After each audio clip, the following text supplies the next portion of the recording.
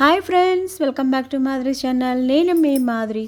ఈరోజైతే నా వీడియోలో మనం ఇంట్లోనే వెజిటబుల్ బర్గర్ ఎలా తయారు చేసుకోవాలో చూపిస్తానండి. ఇందుకోసం ఇప్పుడైతే పచ్చిమిరపకాయలు యాడ్ చేసుకున్నాను. అందులోనే కొత్తిమీర, పుదీనా, కొంచెం వెల్లుల్లిపాయ రెబ్బలు ఇవన్నీ యాడ్ చేసేసుకుందాము. ఇవన్నీ వేసుకున్న తర్వాత కొంచెం సాల్ట్ కూడా వేసుకొని, షుగర్ కూడా యాడ్ చేసుకొని, కొంచెం వాటర్ అనేది వేసేసుకున్న తర్వాత దీన్ని అయితే మనం మొత్తగా పేస్ట్ అయితే రెడీ చేసి పెట్టుకోవాలండి. ఇలా రెడీ చేసి పెట్టుకున్న దీన్ని మనం పక్కన పెట్టేసుకుందాం. ఇప్పుడు ప్యాన్లో ఆయిల్ అనేది యాడ్ చేసుకున్న తర్వాత ఇందులో అల్లము, అలాగే వెల్లుల్లి రెబ్బలు, ఈ ఉల్లిపాయ ముక్కలు వేసేసుకుందాము. ఇప్పుడు ఉడకబెట్టుకున్న ఉల్లగడ్డ కూడా వేసుకున్నాను. పసుపు, అలాగే కారము, ఉప్పు ఇవన్నీ యాడ్ చేసేసుకొని మనమైతే దీన్ని బాగా మిక్స్ చేసేసుకోవాలి. ఇలా మిక్స్ చేసుకున్న తర్వాత ఇందులో కొంచెం గరం మసాలా కూడా వేసేసుకుంటున్నా. ఇవన్నీ వేసుకున్న తర్వాత స్టవ్ ఆఫ్ చేసుకొని ఇందులో నిమ్మరసం కూడా పిండేసుకుందాం. ఇప్పుడైతే మనము దీంట్లో కొత్తిమీర వేసేసుకొని దీన్ని అయితే మనం మెత్తగా స్మాష్ అయితే రెడీ చేసుకోవాలండి. ఇక్కడ ఈ ఉల్లగడ్డ అనేది పలుకులుగా లేకుండా స్మాష్ చేసుకోవాలి. మనం రెడీ చేసి పెట్టుకున్న పుదీనా పేస్ట్లో ఈ మైనైజ్ యాడ్ చేసేసుకొని ఒకసారి బాగా మిక్స్ చేసేసుకుందాం. ఇలా మిక్స్ చేసుకున్న దీన్ని పక్కన పెట్టేసుకుందాం. రెడీ చేసి పెట్టుకున్న ఈ ఆలు మిశ్రమంని కొంచెం చిన్న చిన్న బాల్స్ లాగా తీసుకొని మన చేతిలో ఇలా కట్లెట్స్ లాగా ఒత్తేసుకోవాలి. ఇలా ఒత్తుకున్న వీటిని మనమైతే ఎక్కడా క్రాక్స్ లేకుండా నీట్గా అడ్జస్ట్ చేసుకొని ప్లేట్లోకి అయితే పెట్టేసుకుందాం.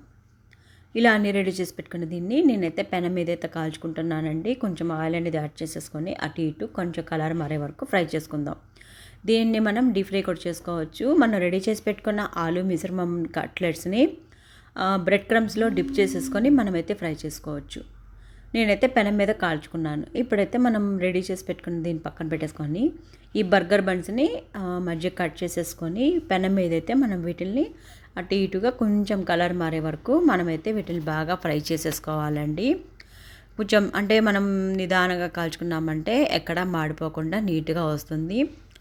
ఇలా టర్న్ చేసుకుంటూ అటు ఇటు ఈ బర్గర్ బన్స్ అయితే మనము బాగా ఫ్రై చేసేసుకోవాలి.